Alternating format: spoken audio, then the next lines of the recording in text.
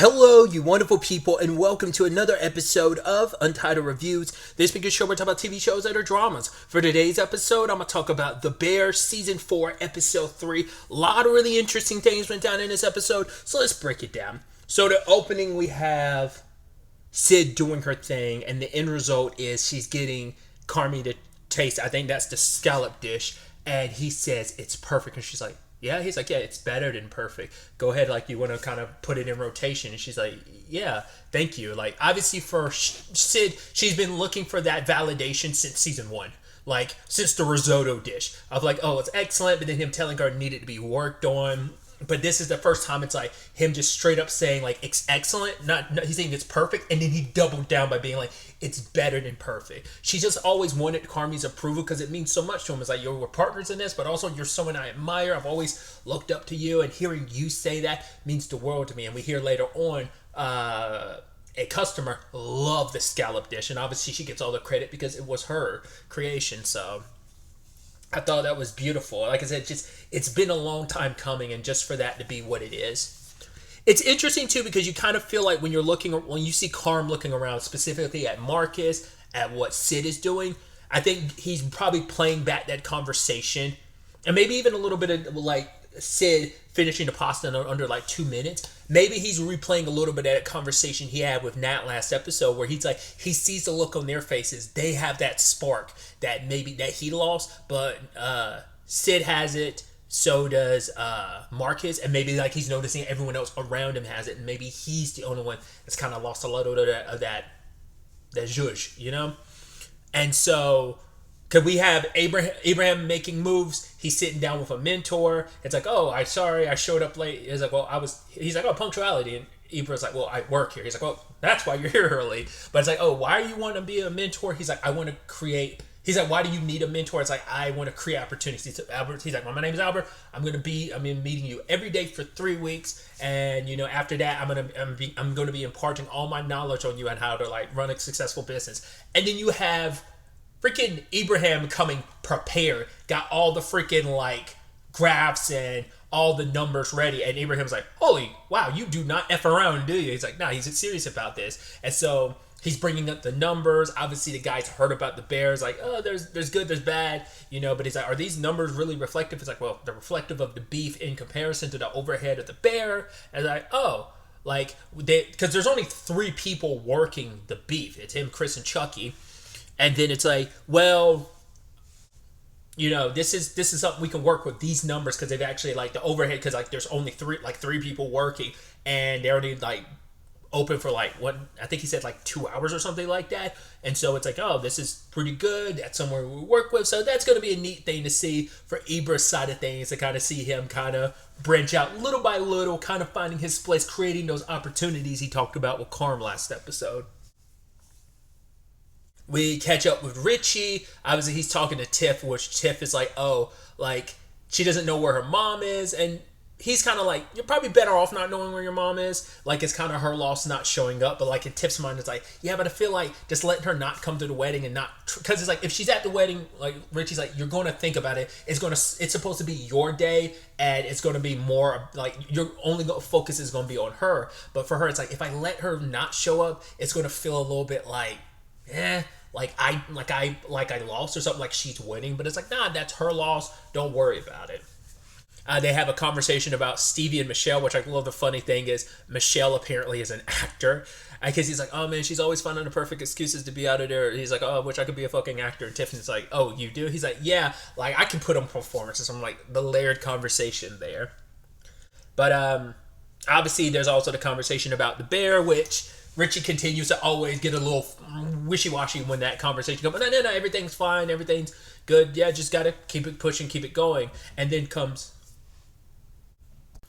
the conversation about, him coming to the wedding, because Tiff made it pretty clear last season, like, you're coming to the wedding. It's like, I don't care if you don't want to come, I need you to come, because he's like the only family she really has, considering, like, well, because there's also, I didn't comment on it, but like in that beginning part with Richie last episode, there was a family photo, and I don't know if that's his family, because he's so, like, there's a big difference between, like, yeah, they're clumped together, and here he is all on his own to some degree. I don't know if I couldn't tell. It looked like that might have been Tiff and her family. So even though like the Rosados have kind of became his family. I don't think that was. I'm pretty sure that was Tiff's family, but I could be mistaken. I couldn't really fully make out the faces, but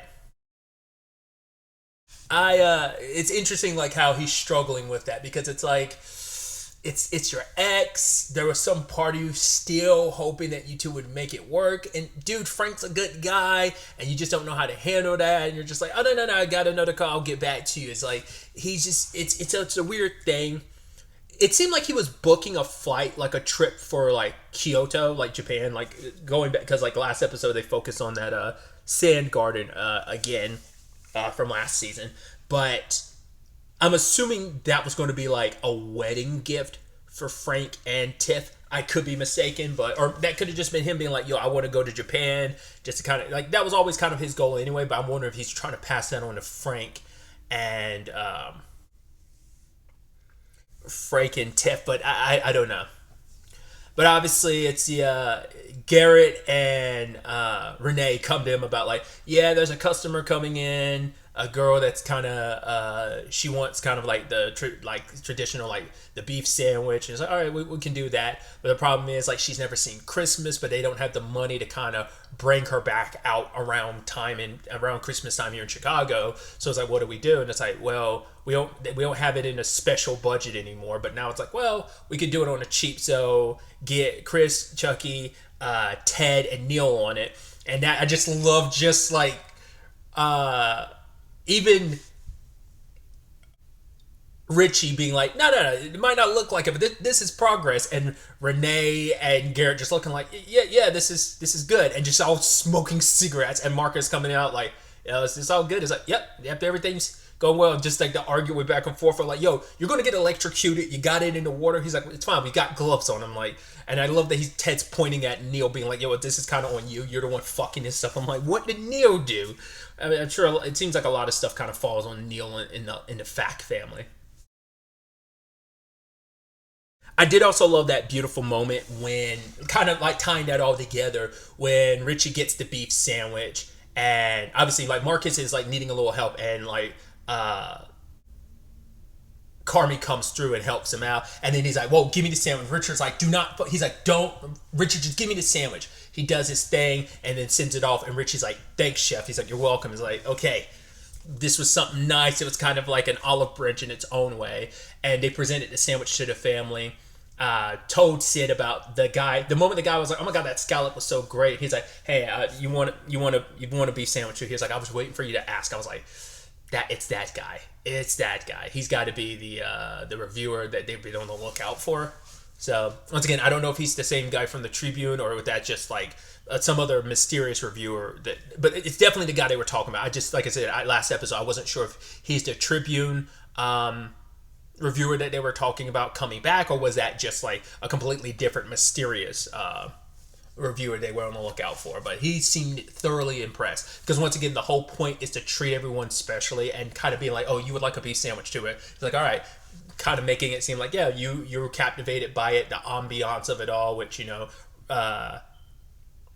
Richie's done a great job building that ambiance and that vibe.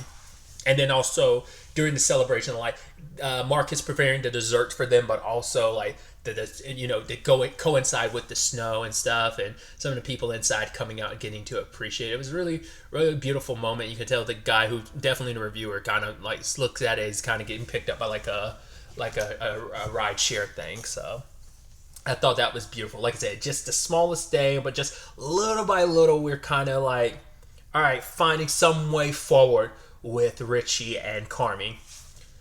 Circling back, it's interesting the dad conversation coming up again because yet again Sid is ignoring her dad, and obviously so is Marcus because he touched on his dad last season. Like he's never wanted to have a relationship with his dad, and he kind of felt weird about that because it's like, should I kind of want one with my dad? Is it kind of wrong that I don't? But my dad never really did anything. Like not for me, but specifically never for my mom. But now he leaving a voicemail being like, "Yo, I want to hang out," and it's like, "Oh, that's weird." He doesn't kind, and even he admits to Carm, he's like, "I'm not really." And Carm like, "Dude, I know I should probably like preface this. I'm literally the worst person you should be having this conversation with." He's like, "No, I get it." He's like, "That's actually probably why I feel comfortable telling you." And he's like, "Do you think about your dad?" He's like, "No." He's like, "I used to, but not anymore."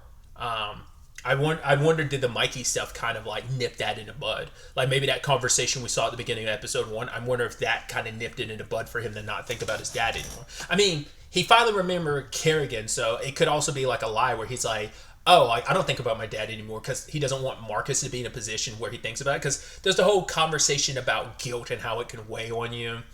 It's like the whole conversation about like, not wanting to be alone or go home alone. But it's like, I love that line from Carmi where it's like, the one true thing about the kitchen you can always know about in a restaurant, you're never alone. But I also appreciate what started all that is because Marcus was listening to the voicemail and he saw Carmi come out, try to lie. He's like, don't do that. He's like, oh, damn it, got busted. He's like, yeah, you did. And even later, he's like, yeah, you want this? He's like, no. I was like, okay. And then he's like, throw it away. He's like, okay, I was going to. I love that. I love that because, yeah, so hard at trying to quit smoking, and he was just staring at those cigarettes, stressing out, but then like about ready to light up, but Marcus talked him off the ledge. I love that. We also had Donna pop up this episode, which her being a realtor, I was like, I would have never guessed. I don't think that's ever come up what Donna does. I mean, it's kind of like the Pete thing. It's not until last season, I think it's the first season, we found out that Pete was a lawyer, So, but anyway, tangents and all that aside, Jimmy's selling his place, and he's kind of having to contend with that with his son. He's like, yeah, I know you're unhappy. He's like, yeah, like, I mean, to be fair, your friends around here, they're all a bunch of effing JOs, jack-offs, and it's like, I don't think you're a jack-off, you're a great kid, I'm the jack-off in this situation. He's like, please just come out, you can kick me in the balls, you can kick me in the dick, I deserve it. Like, you deserve normalcy, you don't deserve some jerk-off, like, disrupting your life, and that's what I'm doing. I wonder if it has to deal with his financial situation, like, struggling with the restaurant being what it is, but also, like, him and Computer talked about it. He's kind of like handling things at a leisure pace when it comes to the restaurant. He's at the doing everything he can not to take this from Carm because even his financial returns haven't been great, so it puts him in a bind, especially with the restaurant. And I think that's kind of led to this. That's why he's like taking a lot of onus on like it's my fault. But he's like, me and Computer, we planned some stuff out, but it's like, I know it sucks. Like, you shouldn't have to uproot your life because of me. I'm at fault here. And so they're trying to sell the place, and Donna's, giving the spiel like, oh my god, like these are the knobs on this are bamboo. I mean, well, they're bamboo, but they're made of Gucci. I mean, not Gucci, but and so I love that. And she even says later on, like, oh yeah, I was kind of like, coming up with some BS about selling a house, and it's like, when will it happen? And Donna's like, it'll happen when it happens, kind of not rushing it. So it seems like she's in a good space. I mean, who knows? We've never seen Donna at work. She might have put on a mask at work where she seemed very functional at work, but then kind of a hot mess at home. But I think after, was it Chips last season? Was it Chips or Ice Chips? I can't remember the title. It's episode 8, the her and Nat episode when she gives birth. In the hospital. That episode, I think that brought a lot of closure to Donna. She's been, obviously, the last time we saw her was at the end of season 2 and then that episode, and she'd been making a lot of progress in between, and I think that episode was very cathartic for her to kind of take her steps forward, and we see that Carmen's going through a similar thing after everything that went down as it has. And so him and Richie are in a nice enough place that it becomes a situation of, okay, he was about to get on a train. I don't know what it was that sparked it, but he takes off running. I'm like, are you going to go to Claire's place? And he does. And lo and behold, who opens the door? It's Ted. He's like, Ted, what the fuck are you doing? He's like, what are you doing here, Carmen? He's like, no, what the fuck are you doing here, Ted? He's like, well, me and Kelly. He's like, whoa, oh, really? He's like, yeah. It's like, I think I love her, man. It's like, really? He's like, yeah, I just get that feeling on my stomach. It's like, oh, like, good on you, Ted. And it's like, so is Claire here? He's like, nah, Claire's not here. I'm like, are you lying to me? He's like, no, why would I lie to you? It's like, you're definitely lying, Ted. And then Kelly comes to the door. Why are you here? Which is so sad because Kelly did like Carmi initially when they met, like, was it episode 5 of season 2? Like, he was there to help Claire support her after a breakup. Wasn't Kelly also the one that was talking shit a little bit? Like, because didn't Claire say, like, oh, you need to get it checked out? And it's like, oh, Kelly told me about it. And Ted was like, whoa, what did Kelly tell you? What are you talking about? So I was like, oh, whatever that was ended up being a hump that I guess they got past, if I remember correctly. Because she was just like, please stop trying to fuck my friends. Just stop fucking my friends. I think that was like her takeaway. I think that was like episode 9 of last season. But yeah, Claire came out and, I also love Ted being like, "Yo, man, I only lied to you because like Kelly told me to, like, because I love her, but you're still my pimp." I was like, "Fucking Ted." Carmen's like, it's okay, it's okay. And he's like, "Claire, I just want to have like 2 minutes." She's like, "Oh, I got to go get something." I thought she was going to return something to Carmi, but she just needed time on the other side of the door. It's like, okay, she's kind of been stressing about this situation just as much as because she seemed like she was at least okay, but I think work was keeping her occupied, just like all of last season. What did he do? He threw himself into work to keep himself distracted. He would never admit that that's what he was doing. I think she was basically doing the same thing, but we only got glimpses into it for Claire. We got a lot of it with Carmi last season. So they have a sit down and they're talking, and the thing he wants to say is, and she's like, "I'm not going to make this like easy for you to do the right thing." He's like, and he once again, the thing he could never do last season was tell her he's sorry, but he's been better about saying sorry. But you can tell like he didn't immediately start there, but he's like trying to get her to understand, and that ends up being a complicated thing of sorry is such an interesting thing, and it's something I've always gone back and forth of because I had a friend kind of put it in perspective for me one time of like, when you're saying sorry, like who are you doing it for? Are you doing that for that person, or are you just trying to clear your own conscience? That's the thing. So it's that thing of him not saying sorry immediately. It's like, because it's also been months since then, and that like the only interaction she's had with Carmi is through Ted and Neil being wingman, which she appreciated and loved them doing it, but it didn't mean as much because it needed to come from Carmi. And the more time went by,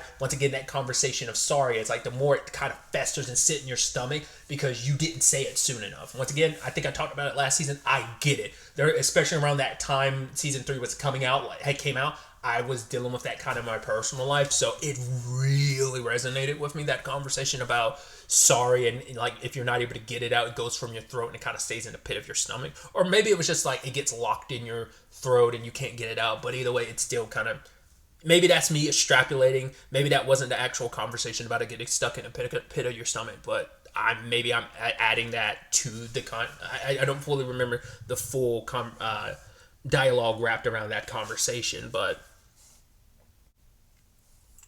he talks about the fact is that she made him on fire, and she's like, "Oh my god, like what? Like if I make you feel like shit?" He's like, "No. It's like it was a good feeling." He was like, "I loved you, and I said all that stuff." He's like, "I don't even know if I meant it. Like I don't even know if it was real. I said all that because it was easier than telling you how I really felt because I didn't know how to process it. I didn't know what to do with the fact is that I liked you, not just liked you, I loved you, and it just."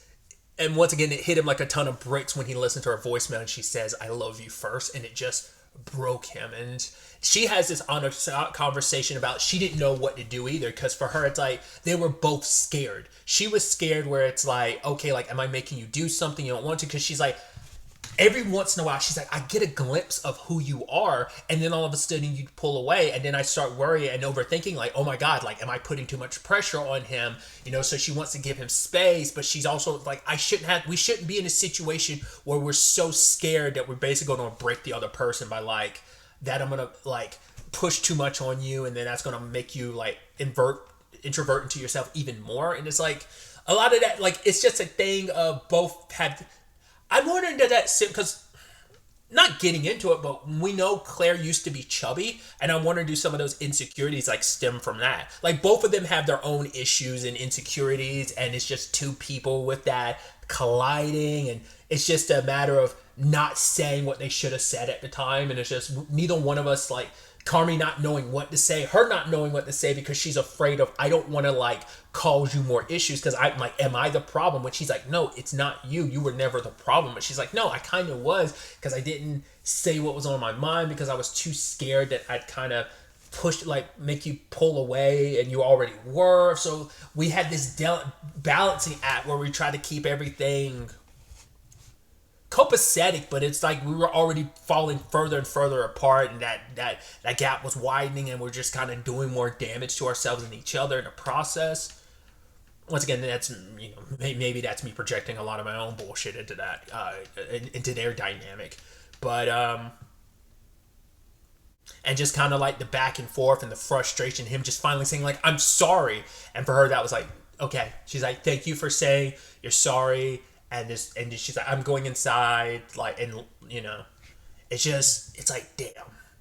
It's like, once again, I don't know if sorry was the right thing in that moment.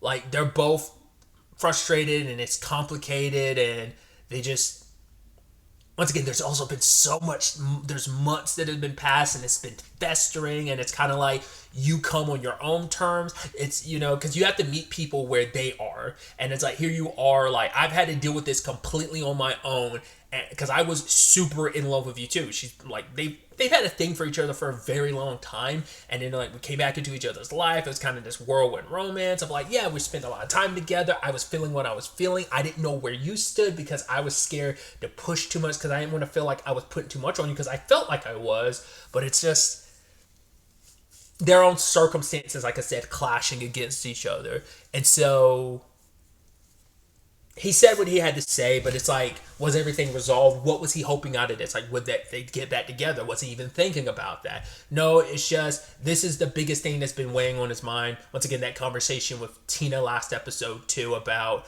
you do and say stupid things when you kind of let stuff like fester and you just kind of don't deal with it. Conversation about her and, David's argument and fight, and then her apologizing. So he tries to do the same thing. And like I said, I don't know if you say it's that, and another thing I've kind of had to contend with and deal with, where like you say what you say, and whether the person receives it or not, that's not up to you. That is purely up to them, how they take it, whether they want to acknowledge it, whether they're just like, I don't want to deal with it. Like, you have to meet people where they are, and it's like they're not willing to accept that now or ever. That's just something you have to contend with. But it's a struggle to be like, I want to make things right, but it's like, are you trying to make things right for that person, or you're just trying to alleviate your own guilt? Like I said, that's a dichotomy of sorry that I've come to like. Once again, I overthink things, and so I kind of get hung up on that. And I think, once again, it could just be me projecting a lot onto Carmi. Like, I think he's not sure like who he's apologizing for. Is he doing it for his sake, to make himself feel better, to be not the asshole in this situation, or is he doing it because he genuinely wants to make Claire feel better? And he does. I think he does mean it genuinely. It's just, whose benefit are you doing it for? And maybe it's a little bit of both. Maybe that's always what sorry is. It's never always going to be you're doing it for that other person's sake, or you're doing it for your selfish reasons to make yourself feel better. Maybe it's always a two-way street of it. Always breaks down to being it's for yourself and that person. Whether that's a good thing, selfish thing. But at the end of it all, we have Carm calling up Pete, which I think it's so effed up that he searches Pete's name. And what's Pete's? It's like, oh, what's the contact? Sugar's boyfriend, parentheses, Pete, question mark, parentheses. They're already married. They've been married for a while. And the fact that you never bother changing that, still, that's an asshole thing. But he calls up Pete. It's like, yo, I want you to change something in the contract, which obviously Sid still hasn't signed yet, so I'm curious what those modifications are. Once again, I think seeing where Sid is, seeing where he himself is, like, the fact is, whatever it is, changed because of that conversation. Either it was something that was ruminating already, and that just expedited what he was already doing, what he was already feeling, or maybe it just completely flipped a switch in his head out of nowhere about, I gotta change this. And I think either he's gonna leave more things like to Nat and Sid, because of the conversation with Nat of, I don't know if I'm in love with this anymore. Well, once again, he hasn't said that, but Nat's being thing of, I kind of feel like you're not in love with this anymore. So, fascinating developments all around. I'm really curious to see where the next episode ends up taking us going forward with all of this. But really, that's all I wanted to talk about. Till the next time we meet, be happy, be safe, live life to the fullest, and enjoy it. Good day, and goodbye.